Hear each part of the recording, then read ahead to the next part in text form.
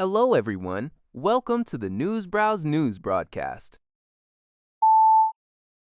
According to Yonhap News Agency, North Korea has declared the issue of its denuclearization as irreversibly finalized, rejecting recent bilateral talks between South Korea and the United States, as well as between the United States and Japan, which reaffirmed the goal of the North's complete denuclearization. An unnamed spokesperson for North Korea's foreign ministry issued a statement through the official Korean Central News Agency calling efforts to disarm its nuclear weapons a fantastic daydream. The spokesperson criticized the South Korea-U.S. Nuclear Consultative Group meeting held in Seoul and the U.S.-Japan Extended Deterrence Dialogue, asserting that no amount of cooperation among these nations could alter North Korea's permanent position as a nuclear-armed state. The statement further condemned the rhetoric from the U.S. and its allies, describing the push for denuclearization as an unreasonable demand that cannot affect the country's strategic standing. According to a report by Thai Sounds, the Japanese government plans to study the feasibility of mining rare earths and critical minerals in Greenland, starting as early as this summer. This initiative aims to assist Japanese companies in investing in Greenland, a Danish autonomous territory known for having the world's 8th largest rare earth reserves, estimated at 1.5 million metric tons. Last November, a joint public-private Japanese delegation visited Greenland to evaluate mining conditions. Now, geologists from the Japan Organization for Metals and Energy Security, JOGMEC, are scheduled to visit the capital, Nuuk, to assess reserve sizes and extraction costs. Key targeted resources include dysprosium for motors, graphite for batteries, and semiconductor materials like tantalum and niobium.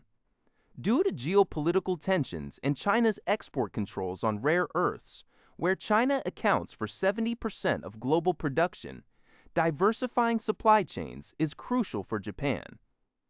To address logistical challenges, Japan hopes to establish a collaborative supply chain with Western partners, such as setting up refineries within the European Union. Greenland's premier, Jens Frederik Nielsen, has expressed a strong willingness to cooperate with Japan and other nations seeking to reduce their dependence on China. According to TechCrunch, Meta has taken concrete steps to dismantle its $2 billion acquisition of the agentic AI startup Manus. This move follows a divestiture order issued by Beijing approximately 2 months ago on national security grounds. Meta has reportedly cut off Manus from its internal systems, halting all data sharing and operational integrations. To regain control of the startup, the co-founders of Manus are currently seeking to raise around $1 billion from outside investors. This potential buyout could lead to a Chinese joint venture and an eventual listing in Hong Kong. The unraveling of this landmark exit highlights China's tightening regulatory grip on the domestic AI sector, including travel restrictions on AI talent and stricter controls over foreign capital. Despite the forced separation, Manus continues to roll out new features and integration. According to a report by Leon Hizuoba, British Prime Minister Keir Starmer held a telephone conversation with United States President Donald Trump to discuss ongoing efforts to resolve the conflict involving Iran. Downing Street reported on Saturday, June 13th, that Prime Minister Starmer welcomed the diplomatic progress achieved so far in these negotiations.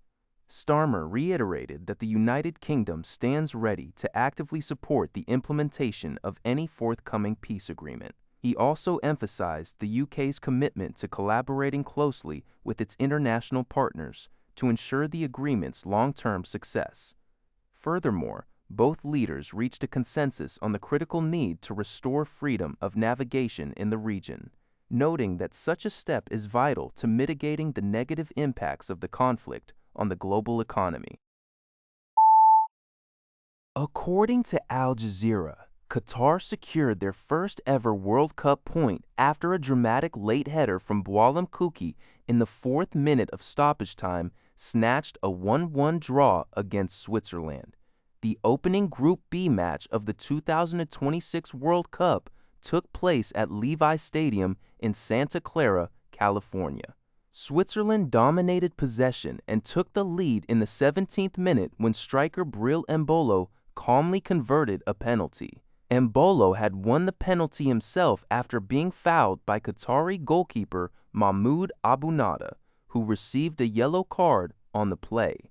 Embolo's participation in the tournament had been uncertain until recently due to a visa delay stemming from a criminal conviction in Switzerland.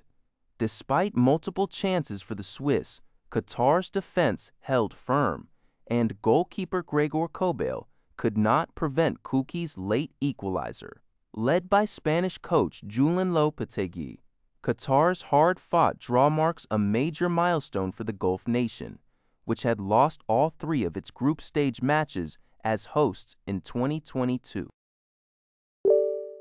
That's all for this video. Thank you for watching. See you in the next video.